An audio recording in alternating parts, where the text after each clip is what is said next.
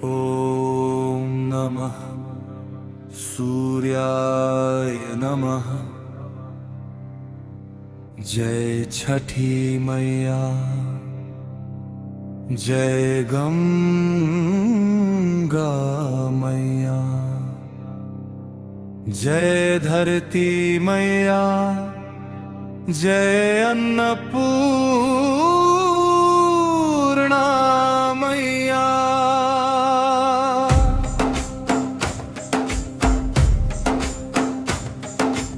आयल तिलक संक्रांति जग में उजास, सूरज देव मुस्कायल छिटल अंधियास।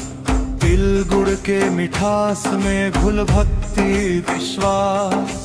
आयल तिलक संक्रांति जग में उजास। माघ मास के पावन दिन धरती पावन भेल। सूरज देव उत्तरायण शुभ बेला सब लेल। दान पुण्य के दिन कहायल संतन सब बतायल। तिलक संक्रांति के महिमा ग्रंथन में गायल। गंगा यमुना नहाय के मन शुद्ध बनायल। पाप ताप सब दूर भगायल नव जीवन पायल। जय छठी मैया, जय छठी मैया। हे छठी मैया करुणामयी तोह से आस लगायल। जन जन के दुख हर ले सुख के दीप जरायल। तोहर घाट पर दीप जरे लाल चुनरी लहरे। माँ के चरण में शीश झुके मन पवित्र करे।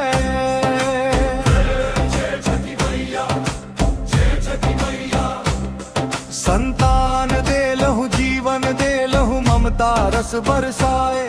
तोहर नाम जपेत मैया कष्ट सब मिट जाए। जय छठी मैया, जय छठी मैया। सास ननद सब मिल गावे मैथिली मंगल गान। ढोलक मंजीरा बाज उठे घर घर बने पहचान। चूड़ा लाई तिलकुट खिचड़ी भोग लगायल जाए। श्रद्धा भाव संप्रसाद सबके बीच बन जाए। जय छठी मैया, जय छठी मैया। बेटी माय के आएली हंसी खुशी छायल। तिलक संक्रांति के दिन रिश्ता और गहरायल। जय छठी मैया, जय छठी मैया। हे सूर्य देव प्रत्यक्ष भगवान तोह से जीवन चले। तोहर किरण सन अन्न उपजे धरती सोना फले।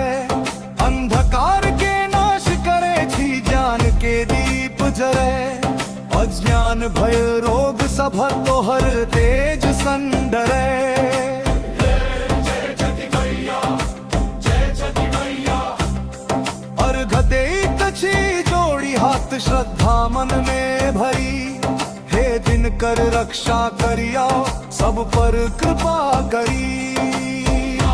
जय छठी मैया, जय छठी मैया। तिल गुड़ जका मीठ बनू कड़वाहट छोड़ी दे। प्रेम क्षमा सद्भाव सन जिंदगी जोड़ी ले। दान कर सेवा कर यह पर्व के सार। मनुष्यता के राह पकड़ यही सच्चा विचार। जय छठी मैया, जय छठी मैया। किसान के पसीना संग धरती सोना उगाए। अन्नपूर्णा मैया कृपा संग भंडार भरल रहाए। हल धर के मेहनत देख सूरज मुस्कायल। तिलक संक्रांति देख किसान से हर्षायल। जय छठी मैया, जय छठी मैया। धर्म सूर्य जय दिन कर मैया। तिलक संक्रांति मंगल संक्रांति मैथिली धरा पावन संक्रांति। छठी मैया के चरण में यह भजन अर्पण। गोविंद बिहारी सिंह करे श्रद्धा भरे नमन। सूरज देव के कृपा संजीवन उजियार हो। मैथिली भक्ति गीत संग हर घर त्योहार हो।